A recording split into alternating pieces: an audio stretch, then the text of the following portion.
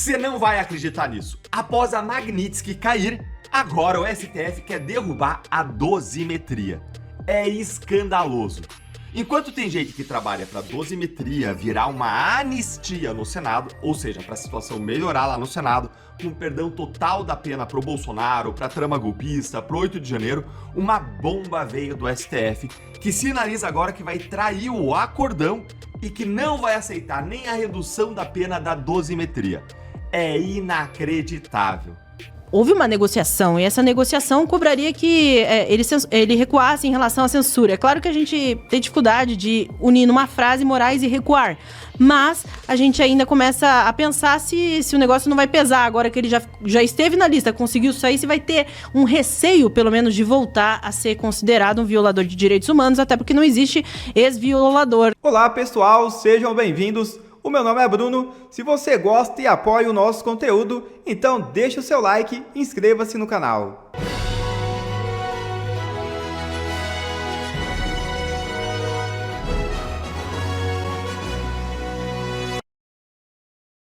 Urgente. Bolsonaro aciona Moraes e pede liberação imediata. É isso mesmo. Os advogados do ex-presidente Jair Bolsonaro encaminharam ao ministro Alexandre de Moraes um pedido de autorização para a realização urgente de procedimento cirúrgico. O requerimento foi protocolado após Bolsonaro se submeter a exames de ultrassonografia na tarde do domingo dentro da Superintendência da Polícia Federal em Brasília, onde permanece detido. Conforme a petição apresentada à corte, os exames identificaram a presença de 2 hérnias inguinais. A equipe médica responsável avaliou que o tratamento indicado é cirúrgico e classificou a internação como urgente. Segundo a defesa, o procedimento não pode ser realizado em ambiente prisional. O hospital indicado para a cirurgia é o DF-Star, também na capital federal, com previsão de internação entre 5 e 7 dias. A defesa sustenta que a situação exige providências imediatas e alerta para riscos à integridade física do ex-presidente caso não haja autorização para o tratamento.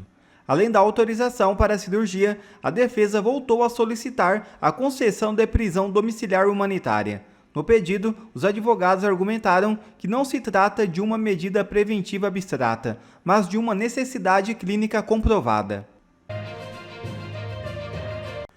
Alcolumbre anuncia votação do PL da dosimetria, mas ministros do STF, após a queda da Magnitsky sob Alexandre de Moraes, avaliam também derrubar agora a dosimetria. É isso mesmo. Deltan Dallagnol explica. Você não vai acreditar nisso. Após a Magnitsky cair, agora o STF quer derrubar a dosimetria. É escandaloso. Enquanto tem gente que trabalha para a dosimetria virar uma anistia no Senado, ou seja, para a situação melhorar lá no Senado, com perdão total da pena pro Bolsonaro, pra trama golpista, pro 8 de janeiro, uma bomba veio do STF que sinaliza agora que vai trair o acordão e que não vai aceitar nem a redução da pena da dosimetria. É inacreditável. Eu vou explicar tudo sobre esse caso. Você sabia que o senador com poder sobre o projeto, ele está acenando com a transformação da dosimetria em uma anistia completa lá no Senado? E como que está esse debate na sociedade, hein? Tem clima, tem apoio para isso? E por fim, eu vou te contar sobre a traição do STF, que agora quer derrubar a dosimetria, ou seja, quer anular o pequeno avanço alcançado com a redução das penas. Vamos então direto ao ponto. Antes da aprovação do PL da dosimetria, o PL da anistia, ele teve a sua urgência aprovada lá na Câmara dos Deputados. Você lembra disso? Foram mais de 300 votos. Isso serviu para ele pular comissões internas da Câmara, como qualquer projeto de lei passa, e ir direto para a votação no plenário. Quando você aprova a urgência, você consegue levar direto para o plenário, não precisa passar por comissão nenhuma. Aí depois, Hugo Mota, ele colocou Paulinho da Força, que é aliado do Gilmar Mendes, que é aliado do Alexandre de Moraes, para ele ser o relator desse projeto urgente da anistia. Aí adivinha, né? Você já sabe, o Paulinho da Força transformou o PL da anistia em PL da dosimetria, e esse projeto aí foi aprovado na Câmara e foi para o Senado. E vamos lembrar que teve uma chantagem. O Mota e o Paulinho, alinhados com o STF, eles disseram que ou era a dosimetria, uma redução da pena, ou nada. Ou se aceitava a redução das penas sem nenhuma emenda, sem nenhuma votação adicional, ou ele sequer colocava o projeto em votação. Vejam, o STF sequestrou o Brasil. Eles impediram o debate e a votação na Câmara, a Casa do Povo. Mas vamos lá, vamos avançar. Agora, lá no Senado, o relator é o senador Esperidião Amin de Santa Catarina. O Esperidião ele deu uma declaração dizendo que existe uma possibilidade de que seja aprovada uma anistia. Confere aqui comigo nessa reportagem da Veja. Ele falando, aspas dele, o Senado não é cartório. Emendas e divergências são bem-vindas. Apresentar uma emenda não é hostilidade, é democracia. Eu acho, inclusive, muito provável que alguma emenda que proponha a anistia também seja apresentada. Mas será que ele vai ter força e apoio na sociedade para aprovar isso? Como que está esse debate nas ruas, hein? Eu vou te contar e vai sentando o dedo aí no like, vai se inscrevendo no canal, ativando o sininho para não perder os novos conteúdos e mais gente entender o Brasil. Porque esse é o primeiro passo para a gente mudar essa realidade. Bom, vamos então para o nosso segundo ponto aqui. A rejeição ao projeto da anistia, gente, diminuiu nas ruas. A esquerda ela convocou várias manifestações agora, ontem e domingo, para protestar contra a possibilidade de uma anistia. E as manifestações nas ruas diminuíram e muito. Dá uma olhadinha aqui comigo nessa matéria do Poder 360. Esquerda reúne 13.700 pessoas na Paulista, 70% menos do que em setembro. O protesto anterior contra a anistia no mesmo local tinha reunido 43.400 pessoas. A gente pode ir além e comparar as manifestações a favor e contra a anistia, as da direita e as da esquerda. Olha aí, ó, os públicos dos atos do Bolsonaro e da esquerda nas ruas. Olha aqui, em azul, a direita, e em vermelho, a esquerda. A direita sempre maior do que a esquerda. Teve um ponto aí de equivalência, mas olha, a última da direita teve ali 50 mil pessoas na rua. A última da esquerda teve ali 13 mil pessoas nas ruas. Então vejam como que as manifestações a favor da anistia elas foram maiores do que as manifestações contra a anistia. A última convocada pela direita teve quase 50 mil pessoas e a da esquerda 13 mil. Tá, mas dito isso, o que a gente pode esperar? Olha, não foi um público assim de milhões de pessoas, então não acho que isso aqui vai ser o que vai impactar a discussão. Agora, o que será que vai acontecer com a anistia, se ela for aprovada, e até com a dosimetria já encaminhada? Como eu disse, o Paulinho da Força ele mudou o PL da anistia para transformar em dosimetria em acordo, em conversas com o STF. Esse deputado, como eu disse, é aliado do Gilmar e do Alexandre de Moraes, e essa alteração do PL de anistia para dosimetria teve a participação dos ministros.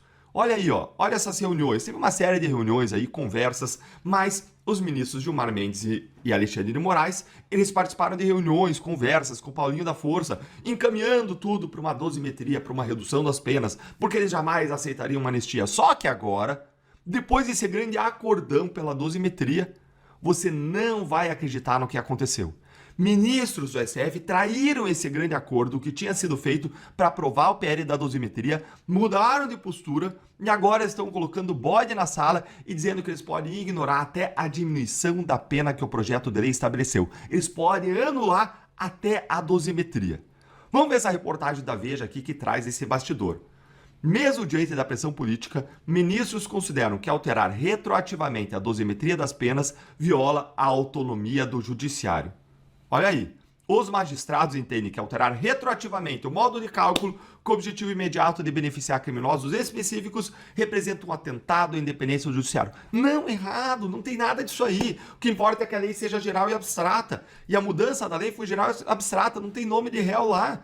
É para todas as pessoas na mesma condição. Então não tem nada de errado. Agora veja que eles que participaram desse acordão para derrubar a anistia, enterrar a anistia e aprovar uma dosimetria, com o argumento de que eles iriam aceitar uma dosimetria, uma redução de penas, agora eles vão entender que até essa dosimetria seria inconstitucional, que eles não vão aceitar nem a redução de penas. Veja só, a Magnitsky caiu, e eles já estão soltinhos, colocando as mangas de fora de novo. O centrão e a direita foram, na verdade, enganados e podem acabar vendo essa dosimetria ser julgada inconstitucional pelo STF. Ou então o STF só está colocando bode na sala para que uma anistia não seja avançada, não seja aprovada. Mas e você, o que você acha, hein? Você acha que a direita tem que forçar a mão para mudar a dosimetria e transformá-la em anistia? Ou tem que aceitar do jeito que tá para o STF não atropelar tudo? Conta aí para mim o que você acha nos comentários. E olha, Eu sei que muita gente está frustrada, mas eu vou repetir para vocês. A frustração, nesse cenário, ela é inevitável. Mas desistir é uma escolha. E essa escolha a gente precisa recusar. Por nós, pelas nossas famílias, pelos nossos filhos, por amor ao nosso país. A gente foi pego de surpresa na sexta-feira, né, Consta? Não tinha como não ficar desanimado, desacreditado. Acho que todo brasileiro sério que se preocupa com a verdadeira democracia no Brasil ficou muito chateado na sexta-feira, né? Mas agora a gente começa a repercussão, começa a analisar melhor os fatos, tentando entender o que deve acontecer daqui para frente. E, Consta, muita gente fala sobre ter sido uma falsa vitória do Moraes, né? Que, em tese, existem várias teses ali, na verdade. Primeiro que se eles comemoraram tanto a retirada do nome dele, né, da lista da Magnitsky, então significa que estava preocupado antes, né? Por mais que fingisse que estava tudo bem. Existem outras questões ali também, segundo Martin DeLuca, lá o advogado do Donald Trump, houve uma negociação, e essa negociação cobraria que ele recuasse em relação à censura. É claro que a gente tem dificuldade de unir numa frase Moraes e recuar, mas a gente ainda começa a pensar se o negócio não vai pesar agora que ele já esteve na lista, conseguiu sair, se vai ter um receio, pelo menos, de voltar a ser considerado um violador de direitos humanos, até porque não existe ex-violador, né? Querido Constantino, queria ouvir sua opinião sobre se você considera que foi uma falsa vitória ou ele teve aí, de fato, uma vitória na sexta-feira. Não, eu acho que foi uma vitória, acho que ele demonstrou força com o apoio do banqueiro André Esteves, do Joesley Batista, da JBS, do próprio Lula, né? Alexandre de Moraes peitou, de certa forma, o homem mais rico do mundo, o Elon Musk, colocou ele no inquérito, multou a outra empresa dele que não tinha nada a ver com X, a Starlink. O Elon Musk chegou a tuitar que ele ia ser preso um dia, colocou inteligência artificial com alguém parecido com Alexandre de Moraes atrás das grades, falando: marque minhas palavras, esse dia vai se tornar realidade um dia. E depois ele foi lá e comprou guerra com o homem mais poderoso do mundo. Nessa época eu cheguei a escrever uma mensagem que envelheceu muito mal, porque eu disse que agora ele ia ver o que era bom para tosse ao comprar briga com o Laranjão, né? Que ele ia ver que o buraco é mais embaixo e tudo mais. E ele está fora do anzol, ele conseguiu escapar da Magnitsky, né? Então a gente não sabe a verdade, o que rolou nos bastidores, o que o Brasil teve que dar em troca para isso, e por que o Lula rifou talvez a questão das terras raras para os Estados Unidos, afetando inclusive a soberania nacional, para livrar o Alexandre de Moraes, para depender de favores do Alexandre de Moraes no ano eleitoral. Então tudo isso é muito suspeito, eu acho que é o que tinha que estar sendo cobrado pelo parlamento, pelo povo, o que o Lula deu em troca e por que ele queria tanto ajudar a livrar um juiz de uma Magnitsky, né? Que rolou nesses bastidores, qual é o acordão, porque a gente fica com a sensação de que prejudicaram de alguma forma o Brasil para beneficiar o Alexandre de Moraes. Mas foi uma vitória do Alexandre de Moraes. Ele em termos individuais, né, ele mostrou força. Isso para mim é inegável. Sem dúvida tem esse aspecto que você traz, Mari. Ele, ao agradecer o Lula no evento da SBT News, ele mostra que ele não estava tão tranquilo assim com a Magnitsky, mas é uma visão muito ingênua ou torcida do advogado da Rumble, do Martin DeLuca, achar que agora que ele saiu dessa enrascada é que ele vai recuar, com medo de voltar. Ele nem sob a Magnitsky recuou, 1 milímetro sequer. Prenderam o Bolsonaro, foram para cima, não mudou nada, né? Ele realmente não tinha mudado nada. Então eu acho que de alguma forma desmoraliza a própria lei Magnitsky. Claro, o Trump tem direito de priorizar os interesses que ele enxerga como prioritários para a América e de segurança nacional. Então, para ele, deve ter acontecido uma avaliação de que os minerais chamados terras raras são mais importantes hoje, porque a China realmente controla esse setor e o Brasil é o segundo dono de maiores reservas, né? Isso era mais relevante do que manter o Alexandre de Moraes na Magnitsky.